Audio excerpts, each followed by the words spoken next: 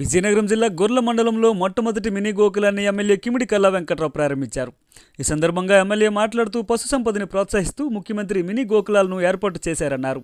ఒక ఆవుని పెంచుకున్నట్లయితే ఒక కుటుంబం బ్రతకగలుగుతుందని, అందుకే గోవుల పెంపకం ద్వారా గ్రామీణ ప్రాంతాల్లో ఉపాధి కల్పించడానికి గోశాలలకు ముఖ్యమంత్రి శ్రీకారం చుట్టారన్నారు. ఈ కార్యక్రమంలో మాజీ జడ్పీటీసీ తిరుమలరాజు కిరణ్ రాజు, మాజీ ఎంపీపీ వెన్నె సన్యాసి నాయుడు, మండల పార్టీ అధ్యక్షుడు చనమల్ల మహేష్ తదితరులు పాల్గొన్నారు. చాలా సంపద ఇది.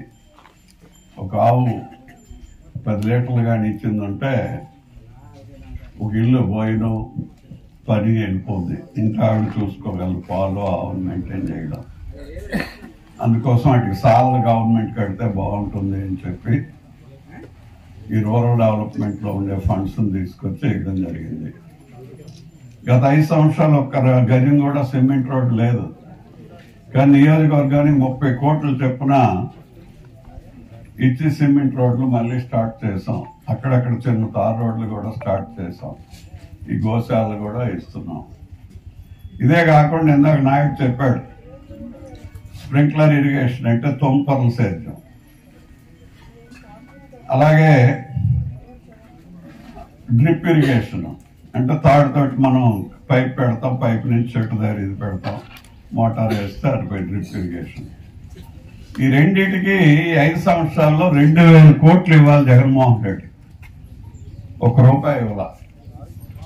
మనకెవరికి కొత్తగా పెట్టుకోవడానికి కూడా ఇవ్వాల.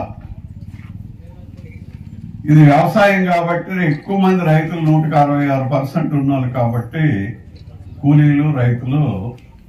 అందుకే ఎంత కరువులో కూడా చంద్రబాబు నాయుడు గారు అడిగి 1500 కోట్లు 500 ఈ 6 మాసాల్లో ఇచ్చి ఆ రెండింటినీ ముందు రైతులకి 90%, 50%, పెద్ద రైతు అయితే 50%, 5 ఎకరాల లోపడైతే 90% ఇవ్వండి అని చెప్పి వాళ్ళందరికీ ముందు చేశారు. అందుకే ఇప్పుడు మళ్ళీ చేసుకుంటున్నామని ఆయన చెప్పాడు.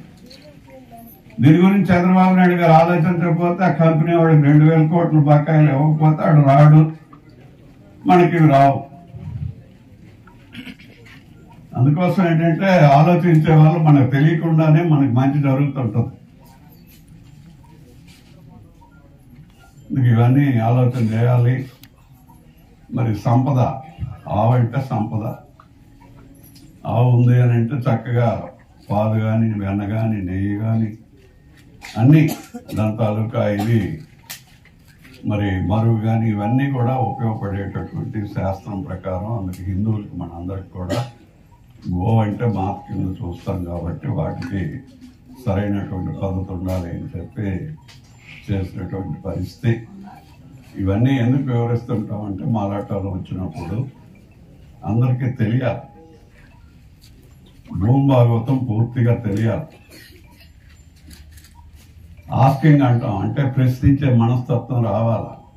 ఇది రావాలి కదా. మనం చెప్పుకొనుక్కున్నా